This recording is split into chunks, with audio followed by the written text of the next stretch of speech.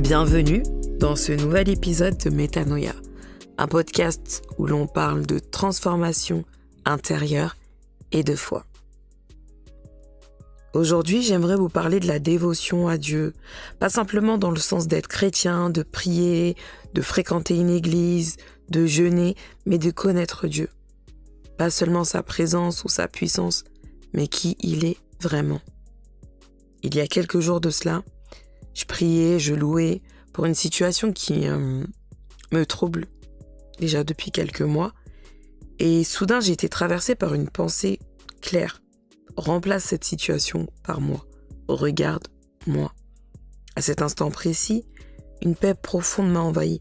Ce n'est pas que cette situation a disparu. Elle est encore là. Mais j'ai senti que Dieu voulait mon attention, mon cœur et surtout ma confiance tout entière. Je crois sincèrement que si nous réalisons vraiment qui est Dieu, si nous pouvons entrevoir ne serait-ce qu'un fragment de sa personne, cela bouleverserait toute notre manière de penser et de voir les choses. Et pour cela, on peut lui demander de nous dévoiler la personne qu'il est. Il nous connaît bien et il peut enlever les écailles de nos yeux. Parfois, sans même qu'on le réalise, en fait, on a une révélation, on se dit, mais il y a encore quelques jours, voire quelques heures, je ne pensais pas comme ça. J'aurais jamais pu penser, ressentir ça, ou constater ça de cette situation, ou réfléchir de cette manière-là. On a tous, consciemment ou inconsciemment, un vide qui, en fait, doit être rempli par Dieu, parce qu'il est notre créateur. Ça va de soi. Pour ma part, j'ai une façon de voir les choses qui est que tu sois croyant ou pas, on a tous un vide que Dieu est emmené à remplir. Il n'y a que lui qui peut remplir ce vide. Et c'est comme ça qu'il nous a créés. Comme si c'était une pièce de puzzle. Et cette pièce de puzzle, malgré les imitations qu'on puisse trouver, il y a uniquement l'authentique qui rentrera pour combler tous les trous, tous les millimètres en fait, qui sont en nous, dans nos vies. Et c'est Dieu. Dieu connaît la profondeur de ton cœur, de tes pensées, de tout. Alors n'aie jamais honte de venir dans sa présence, ne sois jamais sur la retenue pour lui parler, pour t'abandonner à lui, et surtout pour lâcher prise. Tu es son chef-d'œuvre. Il est le maître d'orchestre de toutes choses.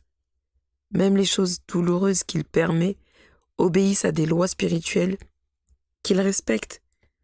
Mais je te supplie, lâche prise et cherche sa face. Donne-lui ton cœur. Tu ne le regretteras jamais. On fait confiance à un chauffeur de bus, un chauffeur de train, un pilote d'avion, un chef cuisinier, à ceux qui gardent nos enfants, à ceux qui compactent l'eau, dans les bouteilles, ceux qui traitent l'eau. Mais pourquoi on a autant de mal à faire confiance à celui qui connaît déjà tout, à celui qui nous a créés, à celui qui nous permet d'avoir le souffle de vie? Dieu est ton véritable ami. It's your best friend. Non, sérieusement, c'est notre best friend, c'est notre... Il n'y a pas son deux. Vraiment, même si on aura beau se dire non, je préfère pas, je garde une distance. Enlève la distance. Approche-toi de lui. Et même si c'est vrai qu'il y a des temps pour pouvoir se confier à l'homme avec un grand H, ton meilleur des confidents, ton appui, ton gars sûr, c'est Jésus, c'est Dieu. C'est pour cela qu'il est écrit dans Jérémie 17, verset 5, « Maudit l'homme qui se confie en l'homme ». En fait, l'homme, avec un grand H, aussi bon soit-il, on est limité, on est instable, on est influençable, on est changeant. Mais Dieu, lui, n'a jamais changé, il ne change pas et il ne changera jamais. Il restera et le même pour l'éternité. Il est fidèle, il est loyal, il est doux, il est constant, il est patient. Quand je dis que c'est notre meilleur ami, c'est notre meilleur ami. Et quand on crée une amitié, pour apprendre à connaître la personne, on prend du temps, on apprécie le caractère. Mais avec Dieu, c'est pareil. Pour savoir qui il est, il faut prendre le temps avec lui. Même rigoler avec lui, essayer de comprendre les choses, savoir pourquoi il a fait telle chose, mais savoir pourquoi il a fait telle chose, quel était son objectif derrière. Dieu parle, je vous assure, il parle. Donc n'hésitez pas. J'ai quelques conseils pratiques à vous partager. Tout comme vous, je suis dans un cheminement, donc si vous aussi vous avez des conseils, n'hésitez pas à nous les partager. Donc, premièrement, cherche Dieu avec sincérité. Dans Jérémie 29, verset 13, il est écrit « Vous me chercherez et vous me trouverez si vous me cherchez de tout votre cœur. » Dans ce verset-là, moi, ce que je comprends, c'est que c'est une invitation claire où Dieu nous dit « Cherche-moi et tu me trouveras. Cherche-moi de tout ton cœur, c'est-à-dire avec une sincérité. Fais-le vraiment avec une démarche sincère. Je dirais pas forcément désintéressé, parce que on sait tous qu'on a des besoins et que Dieu nous attire aussi, chacun par rapport à notre propre histoire, il nous a attirés d'une certaine façon, mais avec un cœur sincère. Ça veut dire que tu te dis, je veux vraiment apprendre à te connaître, Seigneur. Et il se laissera trouver. Ce que je veux dire par là, c'est que c'est la disposition de ton cœur. Si tu veux laisser une place dans ton cœur pour Dieu, le mettre sur le trône de ton cœur, assurément, il va se laisser trouver. Deuxièmement, passe du temps en silence dans sa présence. Dans Psaume 46, verset 11, il est écrit « Arrêtez et sachez que je suis Dieu ». Pour ma part, ce que je comprends dans ce verset-là, c'est que malgré la tempête que tu peux avoir autour de toi, malgré les circonstances, malgré ce que tu ressens, tu mets un stop, tu te mets dans une bulle et tu reconnais que Dieu est le Tout-Puissant et tu vas vers lui. Tu reconnais qu'il est le maître en toutes choses.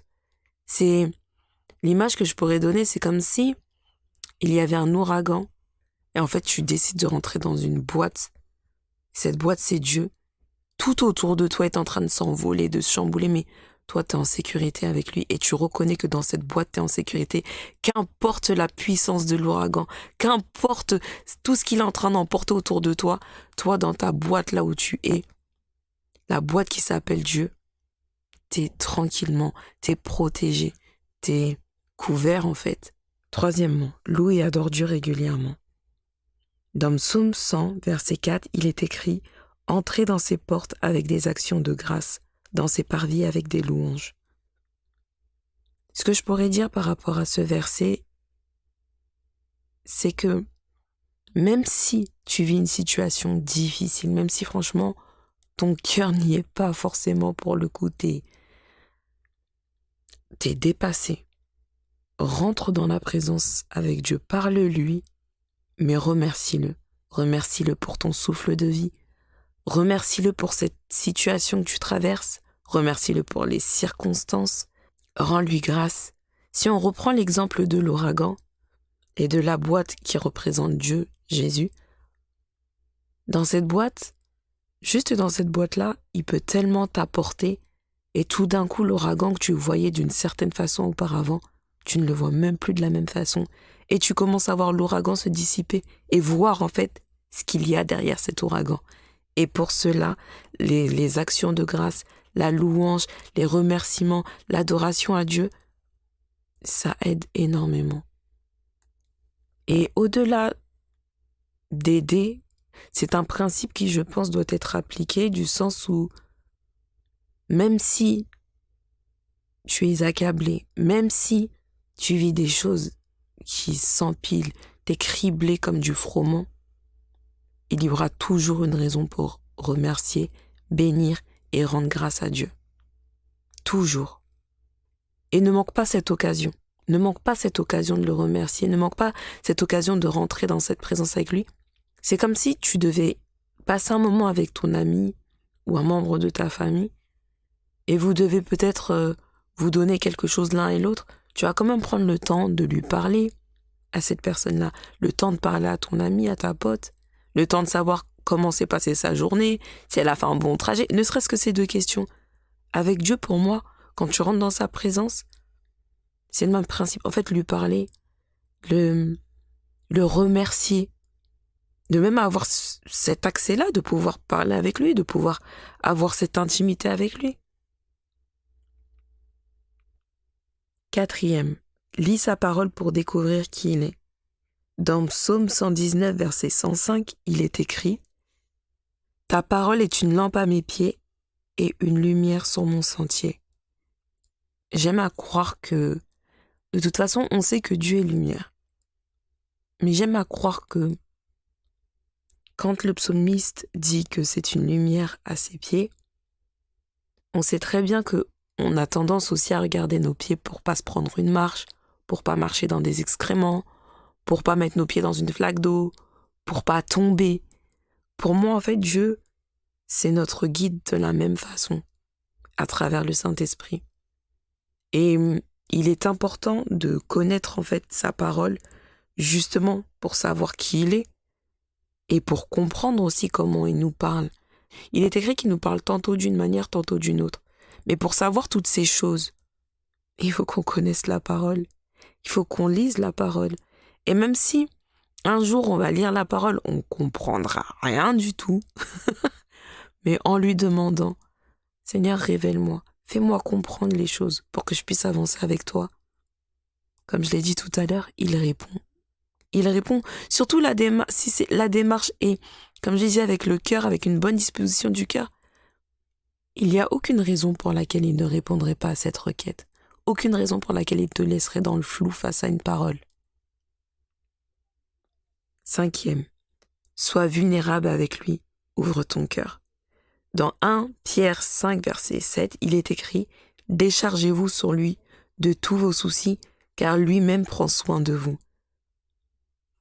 On est beaucoup dans une mentalité, en tout cas, de ce que j'ai pu constater, et même moi, je la partage, j'ai du mal à me décharger complètement, à me confier complètement. Qui que ce soit, je vais toujours être sur la retenue. Et vraiment qui que ce soit. Parce que oui, on a tous nos jardins secrets, mais je vais pas tout dire. Au-delà du jardin secret, si je raconte quelque chose, je vais pas me décharger, je vais me dire, ouais, mais la personne, elle a ses soucis, ou telle chose. Mais avec Dieu, avec notre best friend, il n'y a pas de retenue à avoir.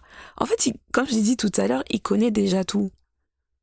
Donc, rentrons avec authenticité dans sa présence, parlons-lui avec une franchise complète, une authenticité, une honnêteté, une transparence. Déjà, il nous voit en transparent. Même les choses qu'on peut se cacher à nous-mêmes, lui-même, il les voit. Pour dire que on peut vraiment tout décharger. On peut tout décharger au pied de la croix. Tout lui dire. Même les choses qui, pour nous, en fait, ne se diraient pas, ne se penseraient pas, il les connaît. Ça veut dire que quand notre cœur il est lourd, quand il y a une situation qui nous dépasse, quand on est dans l'incompréhension, c'est vers lui qu'on doit aller. Et on peut l'ouvrir notre cœur sans avoir peur qu'il se sert de ça contre nous. Comme on peut le penser par rapport aux êtres humains. On peut l'ouvrir notre cœur sans avoir peur que demain, il nous ressorte la chose qu'on lui a confiée. On peut l'ouvrir notre cœur sans se dire « Ah, peut-être qu'il va me juger ». Non, il nous a créés, il nous connaît par cœur. Il nous connaît par cœur. Notre cœur, il connaît chacun des recoins. Alors, autant lui ouvrir, autant se confier, autant se libérer, autant se décharger à quelqu'un qui connaît déjà tout, qui nous jugera jamais et qui nous aime d'un amour infini. En ouvrant notre cœur, en se déchargeant, c'est aussi là que on va pouvoir créer une confiance envers Dieu, qu'on va pouvoir créer cette relation avec lui, qu'on va pouvoir découvrir qui il est. En donnant notre confiance aux gens, qu'on se dit « Ah, cette meuf-là, ce gars-là, c'est un homme de parole. C'est une meuf sûre. Je peux avancer avec elle. » Avec Dieu, c'est la même chose. Déchargeons-nous. Parlons-lui. Ouvrons nos cœurs. De toute façon, avec Dieu, on ne sera jamais déçu. Alors ça nous coûte quoi? Qu'est-ce qu'on a à perdre de se décharger? Qu'est-ce qu'on a à perdre de lui ouvrir notre cœur? Rien. Rien. Donc, vraiment, le conseil que je peux te donner aujourd'hui, moi, je parle comme ça, hein, mais c'est un travail de longue haleine. Même aujourd'hui, je n'y suis pas encore. Hein. Surtout si on a un tempérament assez renfermé et qu'il faut vraiment casser la coquille pour pouvoir tirer les verres du nez, ou sinon il y a 2-3 personnes qu'on a déjà croisées dans notre vie où ça glisse, ça sort. Mais voilà, c'est selon le mood, selon la situation. Mais là, avec Dieu, quel que soit le mood, quelle que soit la situation, quel que soit ton tempérament, ton caractère, ce que tu as pu faire, ce que tu as pu penser, la porte est ouverte pour que tu te décharges. La porte est ouverte pour que tu ouvres ton cœur. Et elle ne sera jamais fermée. Il ne dort pas. Ça veut dire même si tu te dis à minuit, j'ai besoin de parler à Dieu. À 2 heures du matin, j'ai besoin de me décharger. À 3 heures du matin, j'ai besoin d'un conseil. À 4 heures du matin, j'ai besoin de courage. Il sera toujours là. Il est toujours disponible. Quand je dis c'est notre best friend, notre confident, je ne dis pas, je pèse mes mots, hein, parce qu'il est tellement plus, et même si on se montre vulnérable face à lui, il ne nous marchera jamais dessus. Pour lui, on a tellement de valeur. Donc vraiment, ouvrons nos cœurs à notre papa. 6e, éloigne-toi des distractions pour mieux l'entendre. Dans Matthieu 6, verset 6, il est écrit « Mais toi, quand tu pries, entre dans ta chambre, ferme ta porte et prie ton Père. » Vous allez peut-être vous moquer de moi, mais c'est pas grave, je prends le risque. Moi, il fut un temps, quand je lisais ce verset-là, je pensais que c'était la chambre dans le sens direct, littéral. Mais j'ai pu méditer, et là où j'en suis arrivée, c'est que la chambre, c'est notre safe place. C'est là où on se sent à l'aise. C'est là où on se recueille. C'est là où on pleure la plupart du temps. C'est là où on se réveille, on se sent bien. Enfin, c'est notre lieu secret. Et pour moi, c'est aussi une invitation à Dieu de dire « Invite-moi dans ton lieu secret. Prie-moi. Je suis là. » Donc, en réalité, si ta safe place, c'est ton placard ou ton dressing, ou tes toilettes, enfin voilà quoi, ou la chambre à ta sœur, ou la chambre à ta fille, je ne sais pas. Mais pour moi, en plus, quand il dit ferme la porte, ça veut dire toutes tes distractions, tu les laisses dehors. Vous savez, quand on a une phrase qu'on aime bien dire, qui est ce qui se passe ici reste ici, ou quand tu rentres au travail, toute ta vie personnelle reste devant la porte. Moi, j'ai cette image de quand tu rentres dans le lieu secret avec le Seigneur, viens comme tu es. Viens comme tu es, il connaît déjà tout. Mais les distractions qui vont t'empêcher de rentrer dans sa présence, faut laisser. Faut laisser parce que là, il a besoin de ce cœur à cœur, de ce face à face. De toute façon, il connaît ces distractions. Et c'est déjà ce qui nous préoccupe. On pourra lui en parler dans le face à face, dans le cœur à cœur. Mais il y a parfois et souvent des distractions qui sont là, qui nous collent à la peau. Genre, on se dit, bon, plus tard, je ferai. Plus tard, je vais prier. Plus tard. Mais en fait, le moment avec Dieu, c'est un moment tellement privilégié que ces distractions-là, pour moi, c'est on ferme la porte et on décide de rentrer dans le lieu secret et faire le cœur à cœur avec Dieu. 7e, sois persévérant même si tu ne ressens rien au début. Dans Hébreux 11, verset 6, il est écrit « Il faut que celui qui s'approche de Dieu croit qu'il existe et qu'il récompense ceux qui le cherchent. » Tout à l'heure, je parlais de la disposition du cœur en tout premier lieu. Je dirais même que la foi va au-dessus, du sens où si on ne croit pas, si on n'a pas la foi, on ne va pas croire.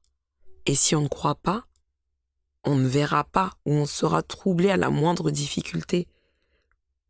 C'est la raison pour laquelle, pour moi, il faut persévérer. Chercher Dieu, c'est pas juste tu rentres dans ton tiroir, tu sais que tu as mis ton stylo là, tu l'ouvres, tu le trouves, tu repars. Non, c'est t'ouvres ton tiroir, t'as pas trouvé ce que tu cherches, même s'il faut que tu le cherches, tu l'ouvres pendant tous les jours, pendant 6 mois, 7 mois, 8 mois, tu ouvres ton tiroir en croyant que tu vas trouver ton stylo. Oui, bon, en réalité, ton stylo, tu l'auras trouvé bien avant. Mais ce que je veux dire par là, c'est que tu sais ce que tu cherches, tu sais ce que tu veux voir, ce que tu veux ressentir et ce que tu attends. Pour moi, ce verset, il exprime qu'il faut avoir la foi. Même si je pense, et même pour ma part, j'ai déjà fait des prières où j'ai challenge Dieu. Seigneur, si tu es là, si tu es Dieu, machin, voilà. Mais là, on parle d'autre chose. On parle du fait est que là où tu rentres dans cette démarche de chercher ton Dieu, ton Seigneur, ton Maître, ton amour, ton époux, il faut que tu crois avec persévérance qu'il existe et qu'il récompense ceux qui le cherchent. Déjà, c'est une invitation. Donc on te dit, viens. On te dit en plus, si tu crois, je vais te récompenser au-delà de t'inviter seulement. C'est une double portion là. Le Dieu est le Dieu de la multiplication. Notre Dieu. Là où peut-être un être humain te donnerait un pain. Dieu est celui qui va t'en donner 1 million, même plus 1 milliard. Donc il t'invite à venir, à t'approcher de lui. En plus, il te dit, je vais te récompenser. C'est fort quand même. Donc vraiment, ayons la foi en Dieu. Croyons qu'il existe. Croyons qu'il est vivant. Même si dans certaines situations, on se dit, mais je vois pas ta main. T'as disparu, t'es plus là, tu parles pas. Il y avait une saison où tu me parlais. Pendant une semaine non-stop. Tout d'un coup, plus rien. Même si pour toi, il n'y a le plus rien. Sache que Dieu est toujours en backup. Il ne bouge pas et il ne bougera jamais. 8e et dernier conseil, demande-lui simplement, révèle-toi à moi.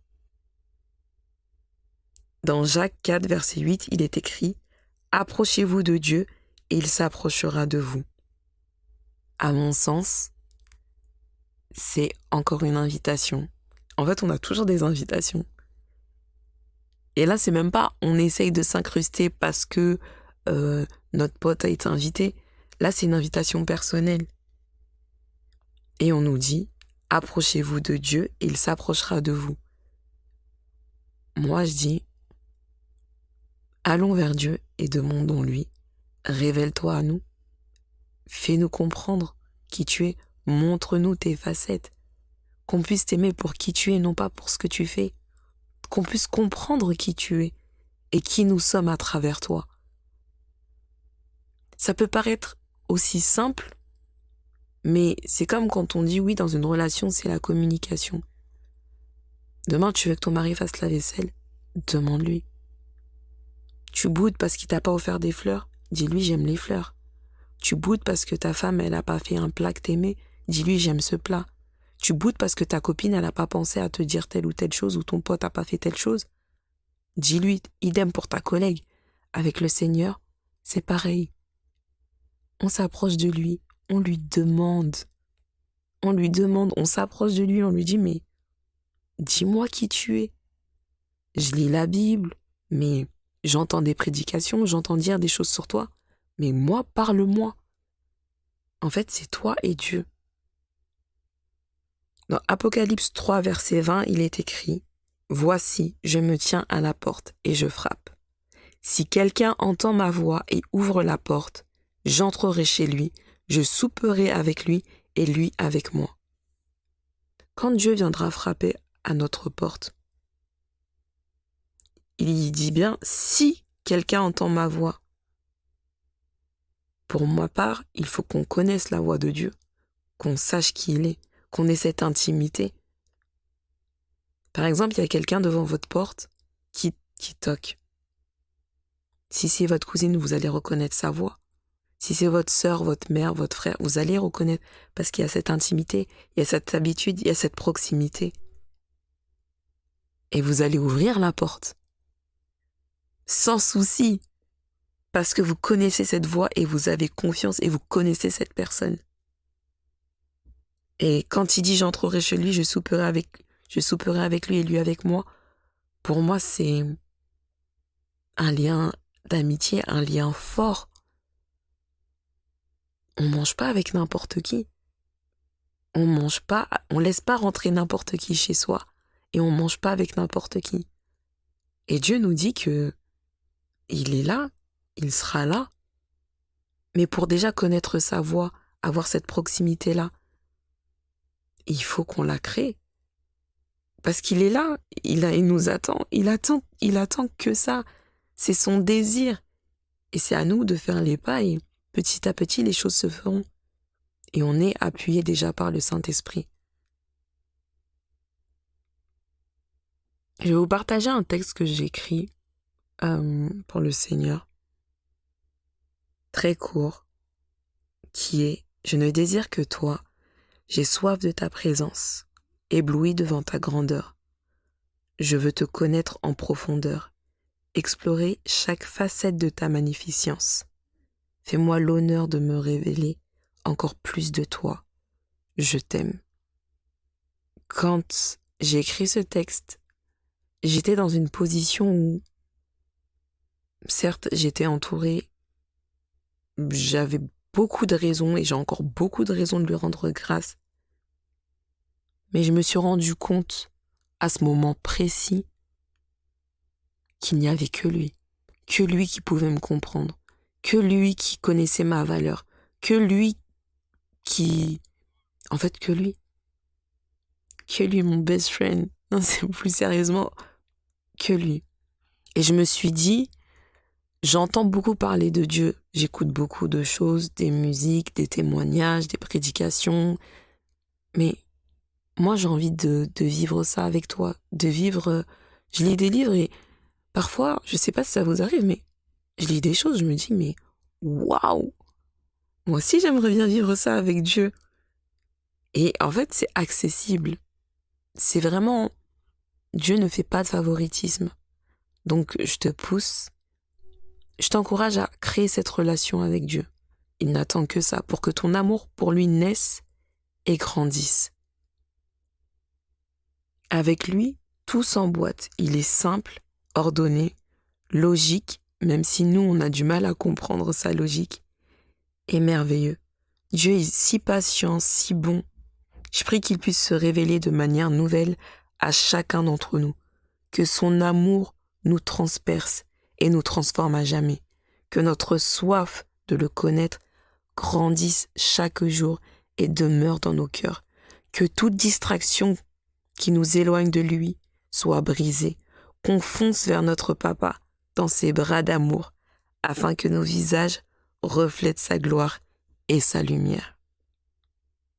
Je prie que le Roi de gloire, celui qui t'a créé, celui qui nous a créés, se manifeste en nous, qu'une relation personnelle, intime, prenne place entre lui et toi, que tu puisses te sentir à l'aise, que tu puisses tout décharger, ouvrir ton cœur, découvrir des nouvelles facettes de lui. Aujourd'hui, prie avec foi et ne lâche pas cette prière. Persévère pour découvrir ses facettes, sa présence, car c'est à travers lui que tu connaîtras ton identité, ta valeur et ton but ici-bas. Que son nom retentisse dans ton cœur et ça pour l'éternité. Amen. Merci d'avoir partagé ce moment avec moi. Prends soin de ton âme, reste connecté au cœur de Dieu et surtout, n'oublie pas de rayonner. À très bientôt pour un nouvel épisode de Métanoïa. Demeure béni.